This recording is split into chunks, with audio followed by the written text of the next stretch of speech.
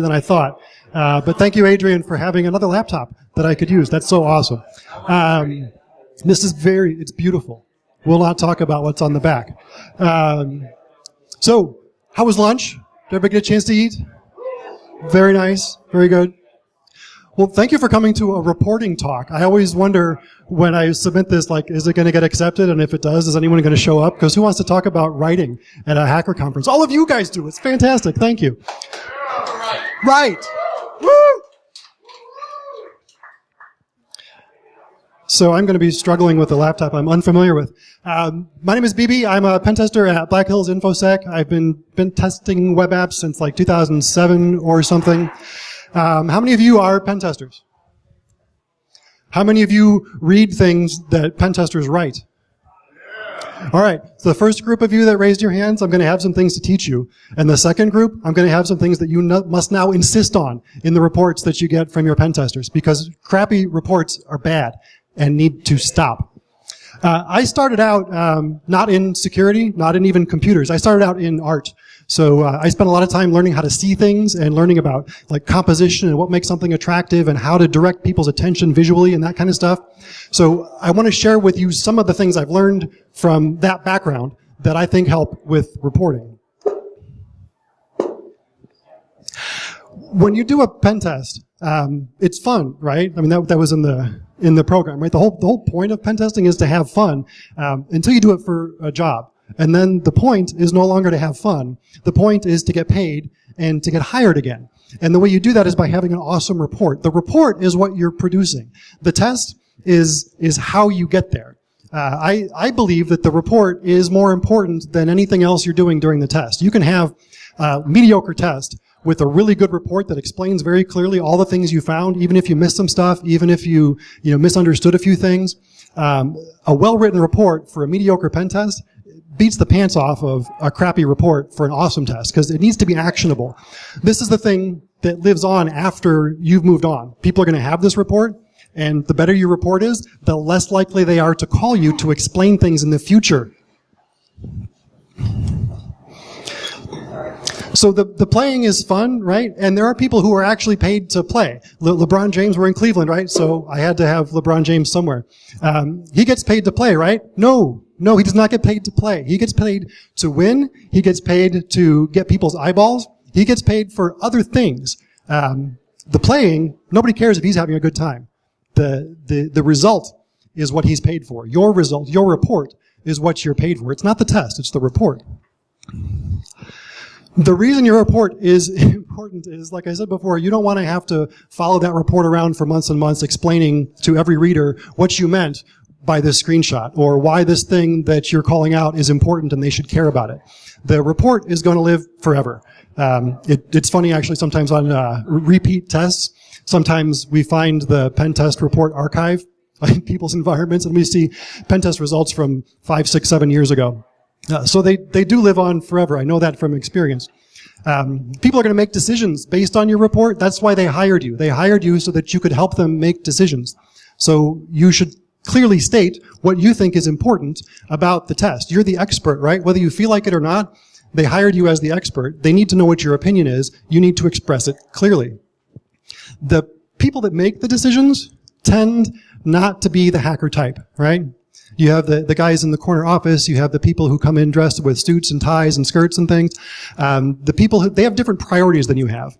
Their priority is about the business. Your priority is probably about the systems that run the business, maybe how they work together. They tend not to care about the technical details of what you did. They want to know what it means to them. Why is that bad? Is it bad? They want enough information from you so they can decide whether they agree with you or not.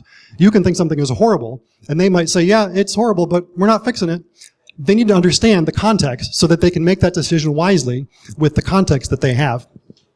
I think it's funny too, a lot of people, I had this experience early on. I walked into a meeting and I thought I was dressed up. I was wearing khaki pants and a plaid button-down shirt, and I was the only person in the room in a plaid shirt. Everybody else had solid colors on. And the guy from the customer, he looks at me and the first thing he says to me, he says, "You're the computer guy, right?" Because it was a plaid shirt. They think they know us, right? I felt awful. But people like that who they think they can judge you, they think they can size you up just by that, just because you're the hacker, it means you can't communicate. It's fun to prove them wrong, I think. It's fun to give them a report that's clear, that uses like, good language, that explains things well. So I've covered this. If you want to get hired again, if you want to get paid again, that report is really, really important. So a report tells a story. When you're ever going to tell a story, it's important to start in a good place. A place that a lot of people start in this industry, I think, is trying to justify themselves. I'm trying to show you that I know everything that's going on here. I know Windows inside and out. I know domain networks inside and out. I can solve problems. I can find problems. I know about problems you don't know about. I use tools that you use in ways you couldn't possibly understand, right? That's, a lot of people come from that point of view. They're trying to impress other hackers. Especially in your pen test report, that is not your goal. Don't try to do that. My boss, John Strand, has a saying. He says, don't try to impress the wizards. And he's not talking about reporting when he says that, unfortunately. He's talking about just whatever you do, whatever kind of hacking you do, wherever you are, that's where you are. Start there and move from where you are. Don't try to impress somebody else. No matter what you know, somebody else knows more than you do. And that will never, ever be different. The facts will change, the specifics will change, but you are never going to know the most about everything. You're just not. I think what this leads to, brief aside here, on imposter syndrome. We hear about this a lot. I don't know, the last couple of years it's come up. Everybody says this. Everybody feels like, I can't believe that they pay me for this. I can't believe I haven't been found out yet. Even if you look at abstracts, look at how people describe themselves in bios, they're so like self-deprecating. It's like, I can't believe they haven't fired me yet. A lot of people, I used to say that. I mean, when I first started at BHIS, I was intimidated because if you guys know the company by reputation, it's a pretty strong group of people, and I was used to being like top of the group. And when I came here, I was not top of the group anymore. So I did say, I can't believe you haven't fired me yet. I'm over it now. But I think some modesty is good. I think some self-deprecating humor is good. I think not being arrogant is really good. But when you're looking at your work, when you're looking at your reports, treat yourself like somebody that you want to succeed. Dave Kennedy was talking this morning about be kind to each other. Treat yourself as each other. Be kind to yourself. Don't beat yourself up for what you don't know. Start where you are. Learn from that. You're not an imposter if you're doing the work, and it's no syndrome to recognize that you have limits. All right, enough of that. So you're telling the story. You're sharing your judgments. They hired you as the tester because you're the expert. They want to know what you think about the environment. So the story you're telling is what's interesting in the environment. It's not a list of vulnerabilities. It's what was interesting. So what is interesting? Sure, the vulnerabilities are interesting. When you get in there and you get everything you wanted, you get the NTDS.did off the domain controllers, you exfiltrate it, you crack all the passwords, you steal everything you wanted to steal, you make yourself a DA account, and they didn't see it. You own that place now. That's a great test, right? That's great for you. The other great test is where you do all those exact same things and none of it works. And that's great because it shows what the customer is taking care of. And your perspective as a tester, someone who's done this before, is that you know what things commonly work in other environments. So you try them here. And if they don't work, that's great. That's a finding. It's a positive finding. You need to call those things out too. Tell them where they're doing well. Tell them what they should keep doing. If you're coming in here to say, just to make a big laundry list of all the things that are wrong, that can be disappointing for you as the tester when you get to an environment that knew you were coming. So this, I love this. If you ever Google for like pen testing process or steps or whatever, sometimes there's 4 and there's up to 9 steps depending on where you go. And the majority of them put them sequentially like this. If you've ever done a test, if you've ever done anything with a computer, nothing goes sequentially. You're bouncing around, you're bouncing around. The reason I chose this one is because they have reporting last. If this is how you approach your pen test, you are going to hate yourself at the end. You need to write the report as you go. If you're just taking notes and thinking that you're going to make a good story out of it at the end, you're not. It's not going to happen. I've tried it. It does not work. As you're telling this story, you're doing it for a customer who's paying you. That customer is a business, it's not an individual, and they have two different groups that are going to want to hear from you. And they're probably both going to get the same report. Sometimes they'll ask for separate reports, which is kind of painful, but always keep the two of them in mind, even if it's one report. You've got the technical people, which are the people you're probably more comfortable talking with, the people that are here. Anybody who's here is probably a member of the technical audience. I bet we have a few business folks that come here just to see what's going on and to get some context, but most of the people here, I'm going to guess, are the technical folks. So the person I keep in mind when I'm doing my test and writing my report is myself about a year ago. I want to write something that BB in 2018 could understand enough to follow. And the reason I want him to be able to follow that is because I don't want him calling me. It's because he needs to be able to follow and see what I saw and then think about it and use his expert knowledge and whatever systems he's working on, fix it, do something to solve that problem, and then run through those steps again and make sure that the fix was effective. It's not enough to just change the settings. Sometimes you have to reboot. Sometimes you have to buy a product. The simple quick fix isn't always the answer. So this person should be able to recreate what you did. The other group is the business people. The business people, I think of them as people who are very interested in the environment, but not for what it contains. They're interested in it for what it does. What's the business purpose of this environment? They need to make sure that at a minimum, doesn't fall over, right? They want to keep it going. They want to improve it. They care deeply about what's there. They don't care what version of Windows you're running. They care about what it accomplishes. The people like this, I think about them as sitting at a desk with a bunch of levers in front of them. And those levers are different departments. There's an HR lever, there's an IT lever, there's a security lever, and they have next to that they have like business process levers. They have a policy lever. They have a procedure lever. They have hiring and firing lever. The executive summary of the report should be short. You write it last, so you can pick out just the important things, and you focus on the levers that they can pull to address these problems.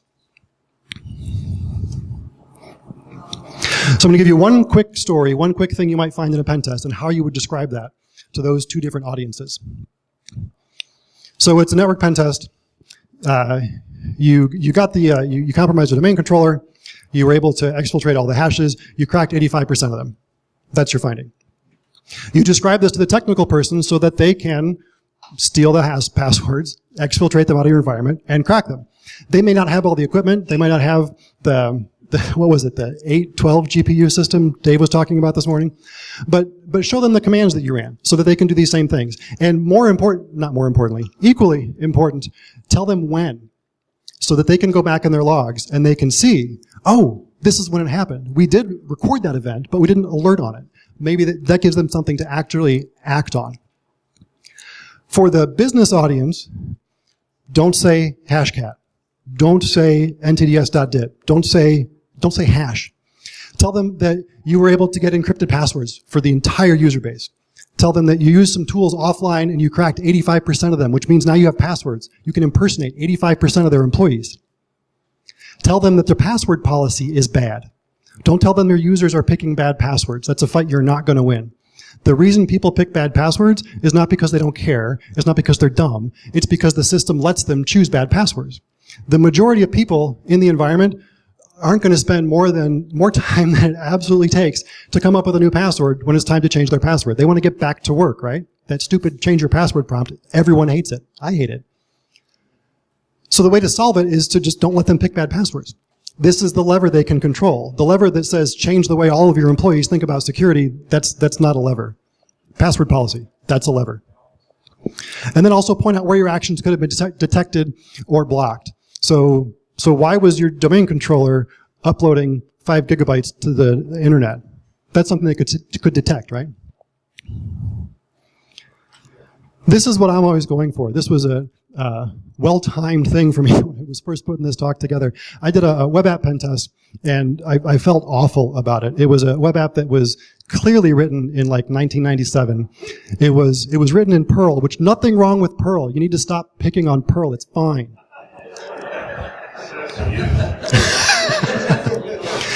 But was just riddled with holes. It was like a CTF. I had so much fun on that test. And I was nervous about how do you explain this, because I felt like everything they did was wrong. And how do you start a conversation like that? How do you make them hear you after that first sentence? So I spent a ton of time trying to explain it clearly. And in peer review, before we send out reports, we do this all the time. This was the comment I got. This felt so good. I got it right. I explained everything. I didn't pull punches, but I also didn't call them names, and I didn't belittle them, and I tried to empathize with where they're coming from. One of the hardest things about security is talking about what you do, right? Because everything you do is either under NDA or you just know better than to talk about it, right? So I couldn't bring any reports in to show you. We've tried to do that before. We've tried to redact real reports, and it always goes badly. There's always something you miss. It's very dangerous. I don't recommend it. So Julio, this guy who, if I ever meet this person, I'm going to buy him dinner, I think. He's got a repo on GitHub that has dozens, maybe hundreds at this point, of public pen test reports.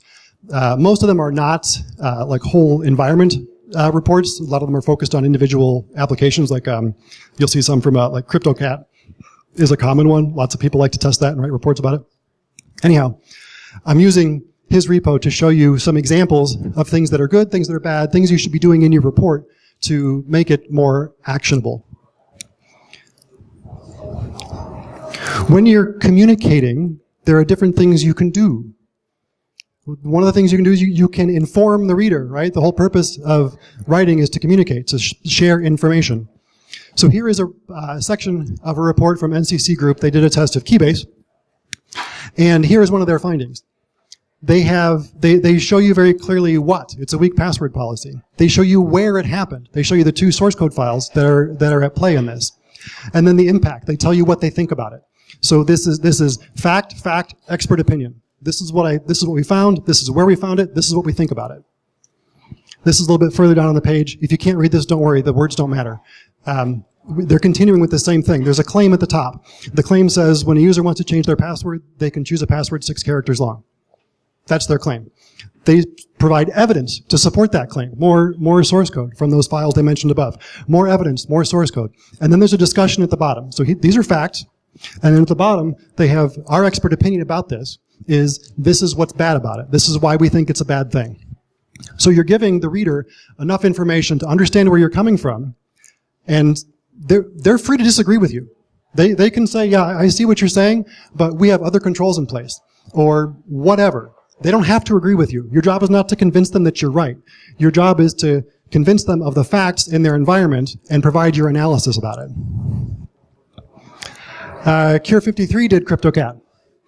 This is a different report, different thing, same topic. Same thing. They tell you what's wrong. They don't like math.random. And they show you where it is. It's in this particular script. They made it bold, so you can't miss it. This is a great screenshot. It shows you exactly where to go. It shows you exactly what they're interested in. And it tells you why you should be interested too. That's fantastic. One more, ProCheckUp, anonymized report. Remember I told you we don't anonymize reports? This is gutsy. I can't believe they did this. So they're telling you there's so much information on this page. This is what you're going for in your descriptions of things. On connecting the test equipment to the network, what does that mean? It means they brought their own equipment. It means they connected something of theirs to your network. Interesting. A DHCP service was available, and they got an IP address. That might be interesting too. Do you just hand out IP addresses no matter whenever somebody plugs whatever into your network? That might be something you want to look into. Then they give you the screenshot. I added the arrows. The bold is what they did. This is, I'm not sure if this was text or if this was an image in the report. I like to do, if the output is text, if it's a lot of text, I put it in the report as text so it flows better from page to page. If it's a small amount, you can do it as an image, doesn't matter. They're showing you here the IP address they got and the net mask. That's what they're calling your attention to because that's what's bolded. I added the arrows. They didn't do it. So why is this the important thing? What does this tell you? It tells you where the test equipment was on the network while they were doing the test. So if you want to know what sort of actions came from this system, you know exactly where to look. Another interesting thing at the bottom, they didn't take the screenshot the second they connected, right? there's been some activity on this interface. It's minor, it's a small thing, but it proves to you that this is a real screenshot, right? This is a real active interface. Another thing you can do in your report is you can insult the reader. I recommend against this. A company called Mnemonic did an audit of the voting source code the Norwegians use to do their voting. This is a screenshot and discussion from the report, two different things. So they've highlighted here in red, new date.getTime. I think they probably should have highlighted random also, because they complain about the random function isn't actually random, and you shouldn't seed it with the date. So that's good. That's useful information.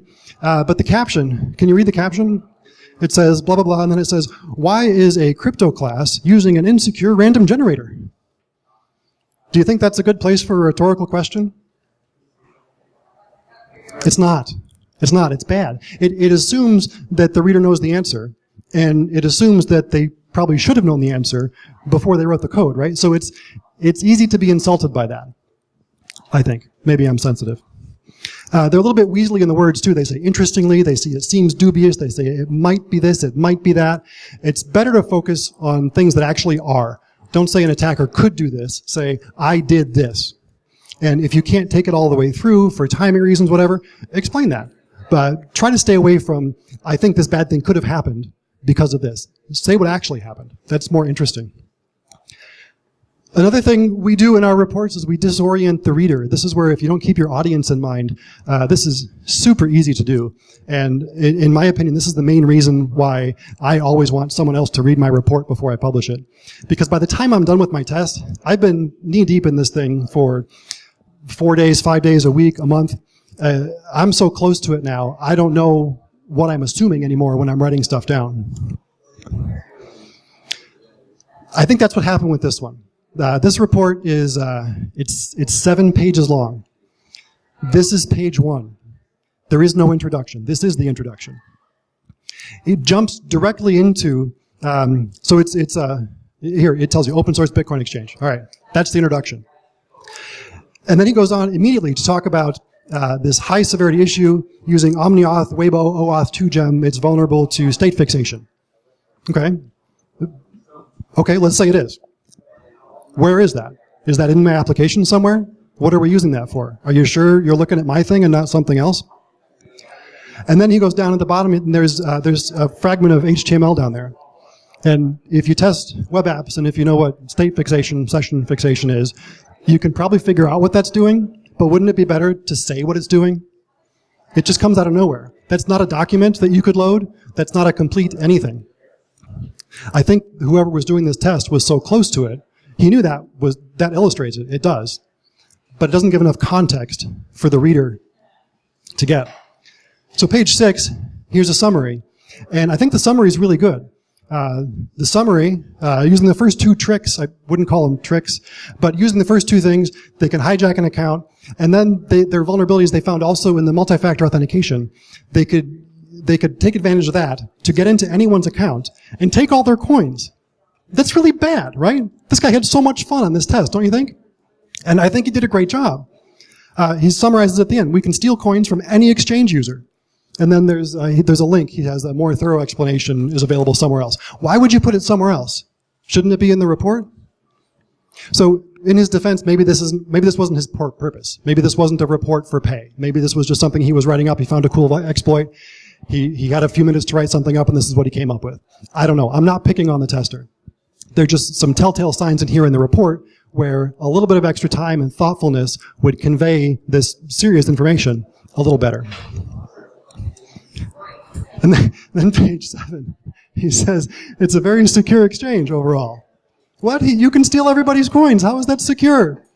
And then he says, especially taking into account how much everyone else sucks. I love that. Sometimes I want to say that. He said it. I love it. Anyhow, I think it was a great test. The report, I think, doesn't quite do it justice.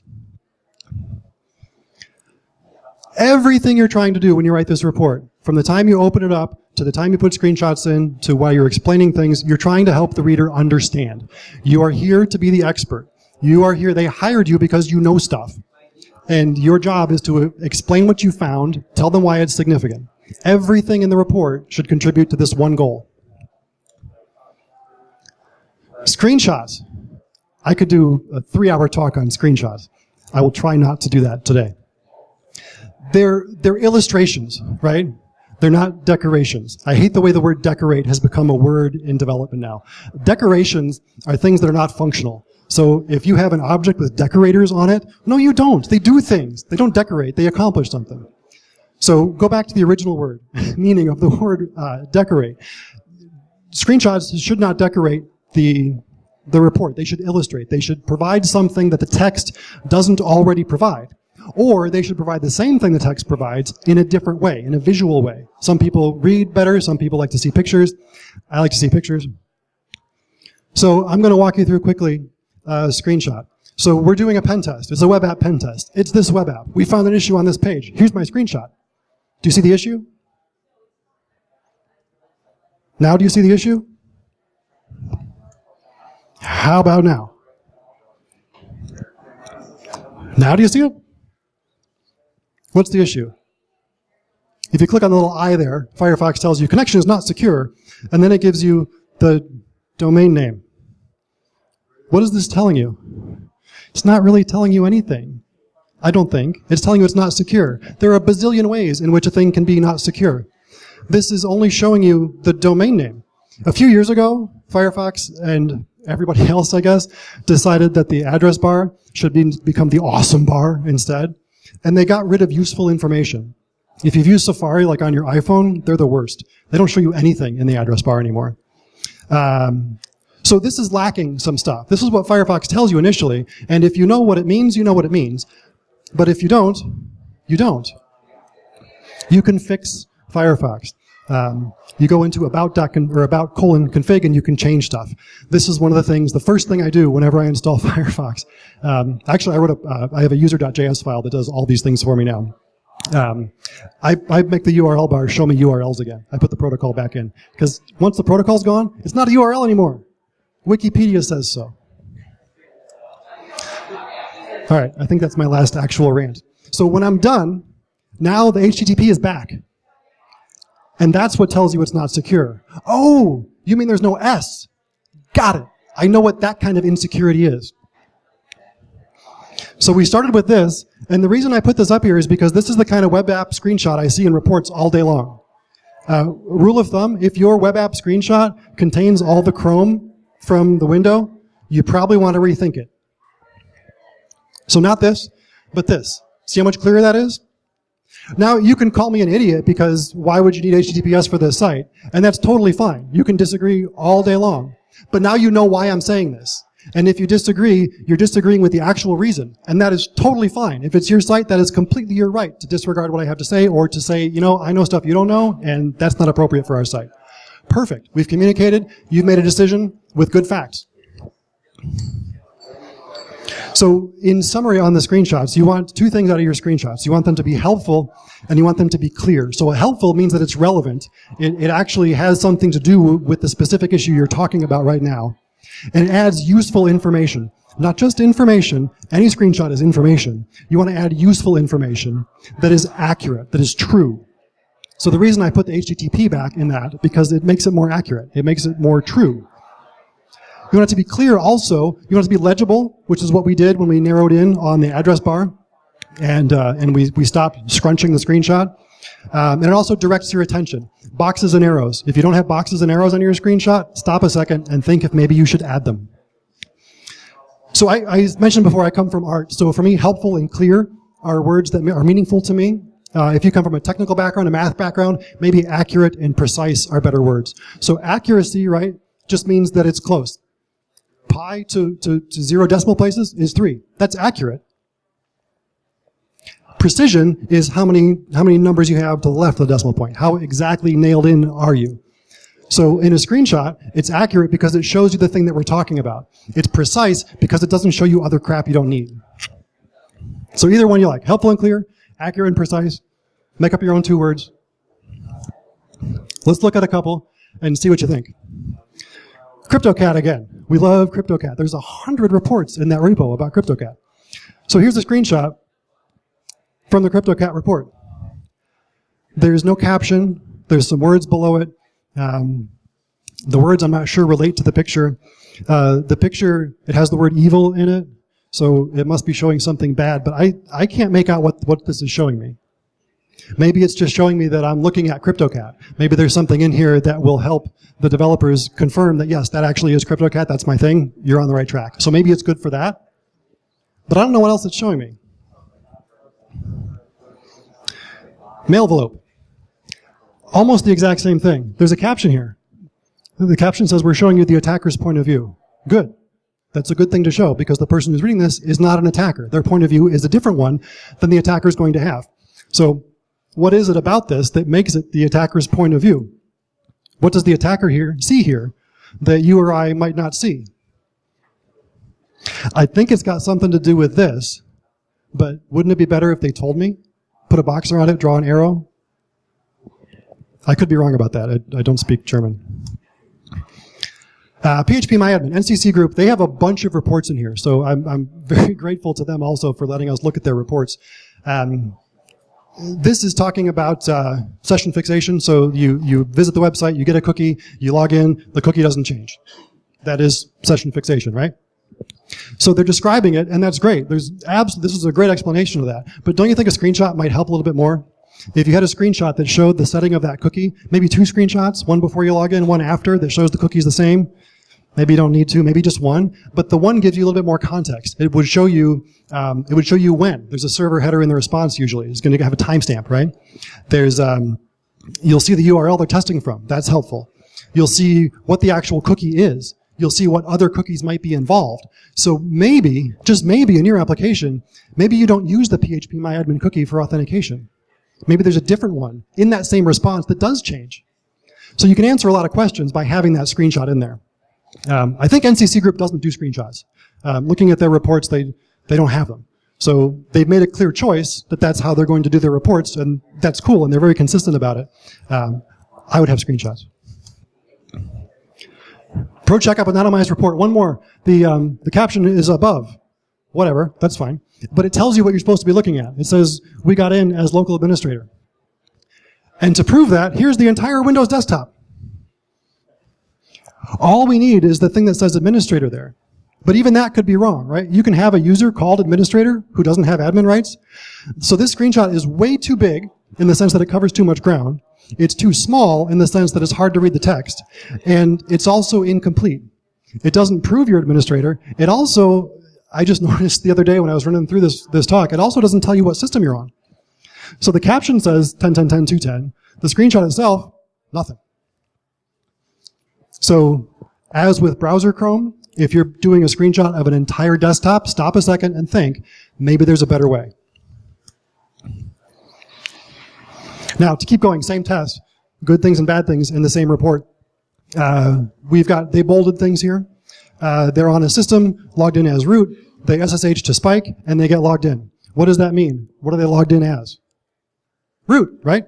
If you SSH without a username, it uses your current username. So very concise. Somebody who knows how SSH works knows you're logged in as root. But just to make sure, they're on who am I and ID. So who am I gives you back the username. And again, you can have a user called root who doesn't have privileges. And then ID gives you the UID, and that's actually where the permissions are. So this shows you both. You're called root, and you're also root. The reason I put the screenshot in here, though, is that semicolon. Screenshots from text, from terminal output, can grow really long, and they can make pages wrap horribly. You'll end up with a screenshot on one page, and then 6 inches of blank, and then words on the next page. Avoid that. This helps avoid that. They got rid of an entire line of shell prompt, right? So they put it all together a little tighter. That's thoughtful. That's great. You want facts. You want them to be presented clearly. Accuracy and precision if you're a math person. Red Siege. They have a report in there, and they put it in themselves. This is a sample report for Nakatomi Plaza, if you believe it. They pen tested Nakatomi Plaza from Die Hard. So here, this is a great web app screenshot. This has everything I want to see in a web app screenshot, even though it has the Chrome at the top. You could cut off the tab, right? But it shows you the address you're connected to. It doesn't say HTTP. I wish it did. But it shows you the address you're connected to. And it has this. It says log off. If you see log off, what does that mean? It means you're logged on, right? Who are you logged on as? I'm not entirely sure. Maybe there's different users. But it says down here in the caption they logged on with default credentials. So that's enough. So what are the default credentials for this system? I don't know. And if you're running this system, you might not know either. But it means you haven't changed them. So it's very clear. Go to this system, log in, use the default credentials, and change them.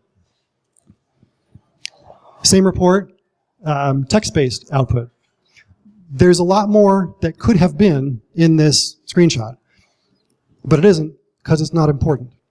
They show you the curl command with the flags they sent to it and the URL they sent it to.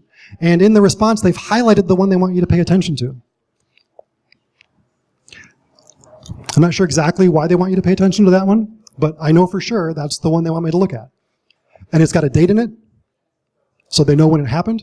This is great for a text-based screenshot. So illustrate your reports. Do not decorate your reports. Keep your audience in mind. You have two of them. You have the technical person, which is you a year ago, who's going to follow in your footsteps, and if you don't leave them good instructions, they're going to call you and make you screen share and walk through it. And you have the business people, who don't care what tools you use. They want to know why it matters. They want to know, can you prove that actually happened, and what's so bad about that? And which levers can I pull to fix it?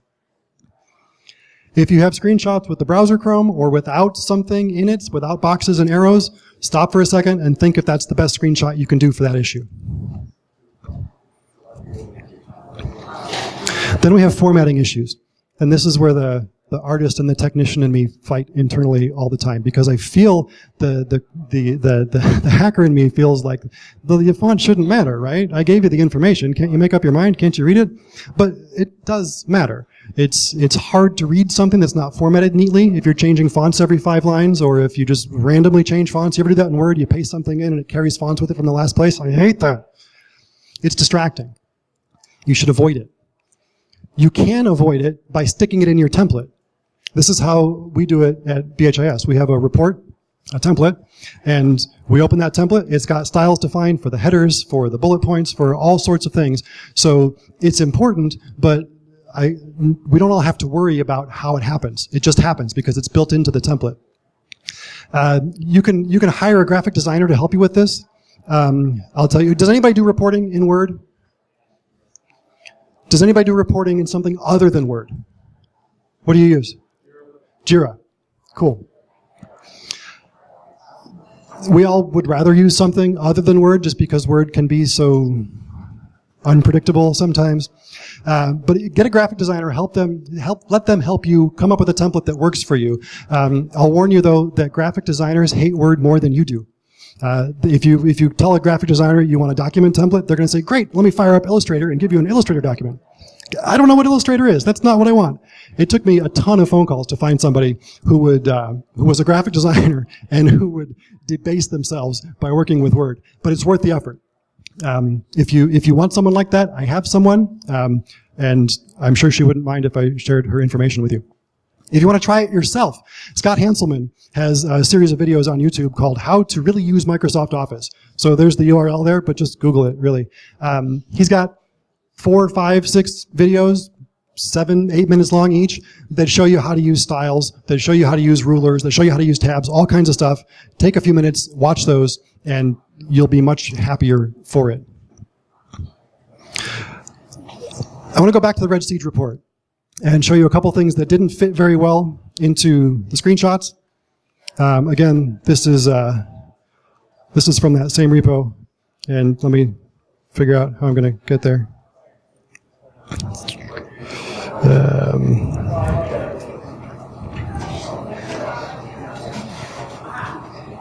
Hey, awesome.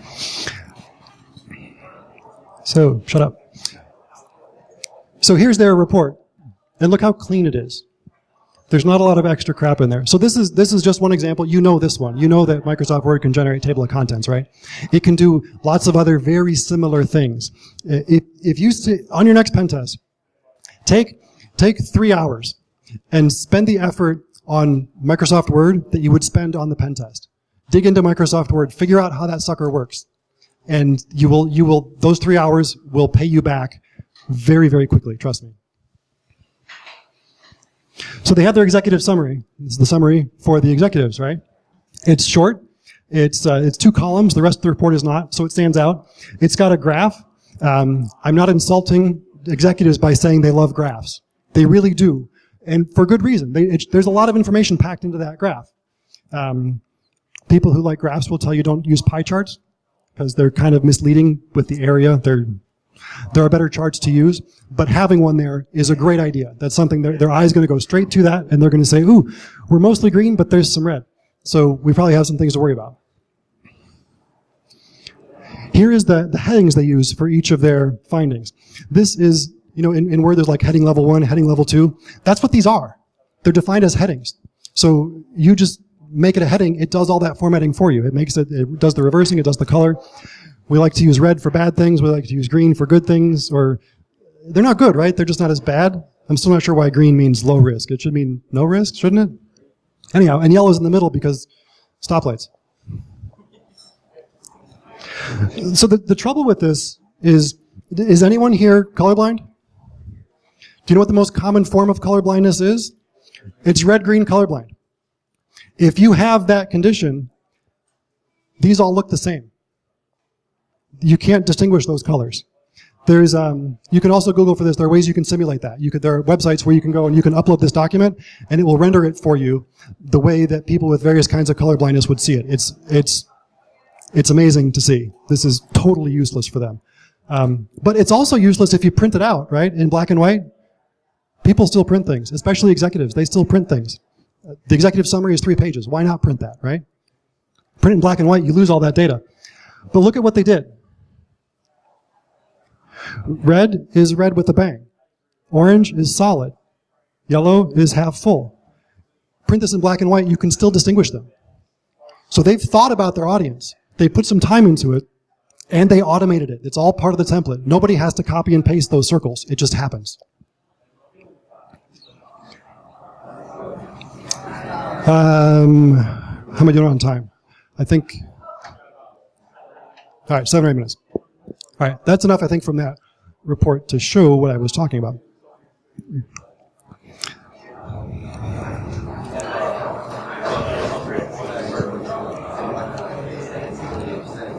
What did I do? Sorry.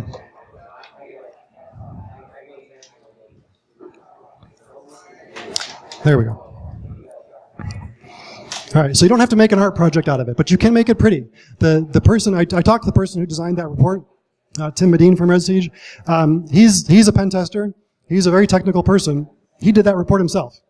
He came up with all that stuff. I don't know if you watched the Hanselman videos, but you don't need to be an artist to figure it out. You really just need to hack on Word for a while. Convince yourself that it's worth the time, and you'll do it.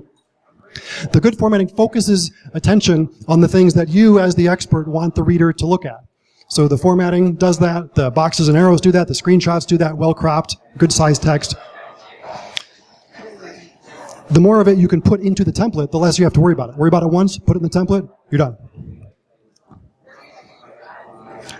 And then I can't stop without talking about 2 things you should never do that screenshots don't work for. Don't ever, ever, ever copy-paste anything from a previous report. Never. I don't care what it is. Don't copy and paste it. But you might say, well, but we find this vulnerability all the time. I don't want to have to rewrite it all the time. I agree. Don't rewrite it. Write it once for nobody.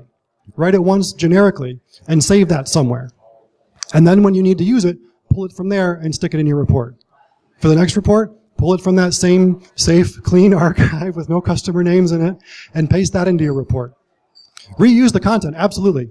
But if you copy and paste things from a previous report, you are putting yourself at grave risk of breaking NDAs, of accidentally showing one customer how to hack another customer, and I guarantee you both customers will never hire you again, despite the legal consequences, whatever. It's horrible. It's just not worth it. Don't copy and paste anything from one report to another. And also, don't ever copy and paste tool output without adding meaningful analysis. A lot of people stop at the beginning and they say, don't ever copy and paste tool output. Well, why not? I mean, that's what the tool is for, right? It summarizes stuff for you well, doesn't it? Usually? Sometimes? The bad part is if you do that and make that your report. If I run a scanner and say, hey, here's your report, well, why doesn't the customer just run that scanner or hire somebody at a fraction of your consulting fees to run that same tool, right? You can use tool output, that's fine, but explain it. Point out why it's important. Maybe validate it. Maybe if this scanner reported this issue, maybe test it in another way to see if you agree that it's actually there. Maybe there's some nuances about that particular vulnerability that are sometimes exploitable, sometimes not. Take the time, be the expert, be somebody who doesn't just run the tools and paste them into the report. So I'm going to give you a couple of things to look for about Microsoft Word. I'm not going to show them to you for a few reasons. One, I'm out of time. But Word, I could do a whole talk on Word. So look at these things the next time you're sitting down for Word. The Hanselman videos will help you with this, using styles to enforce consistency. So that's part of the template. That's how you get everything to look similar and flow together. Autocorrect.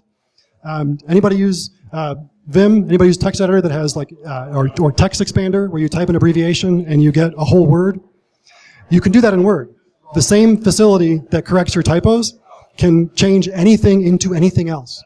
I have in our reports, after we show you everything that led to a vulnerability that we're reporting, we put what I call flag text in there. It's like a sentence or two that says, we found this finding here, there's more information up in the summary, and I can never remember what we're supposed to say there.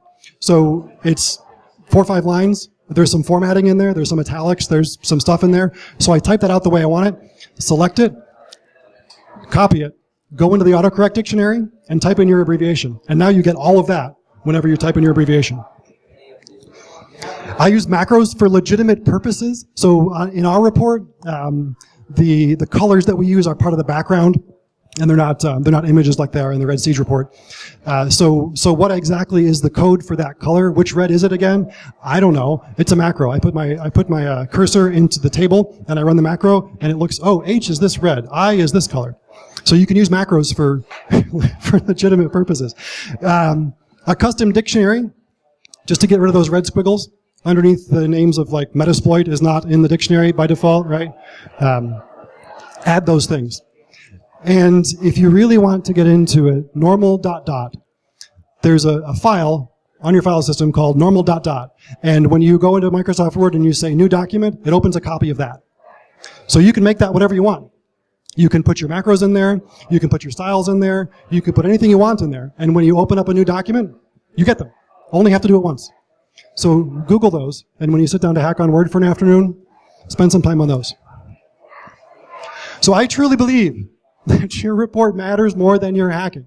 A good report can save a bad pen test. A bad report can ruin a good one. I think it's true. I have some references for you on the next slide that I'll leave up, and I'll take some questions, but I don't want to keep people here who don't want to be part of that, so come on up. I also have some stickers, and I have a small number of books on, what is it? It's Offensive Countermeasures. John Strand has this book. It's kind of like hacking back, but not really. So if you're on a blue team, if you're interested in that kind of stuff, I've got a few of those for you. Thank you for coming. Come up for questions.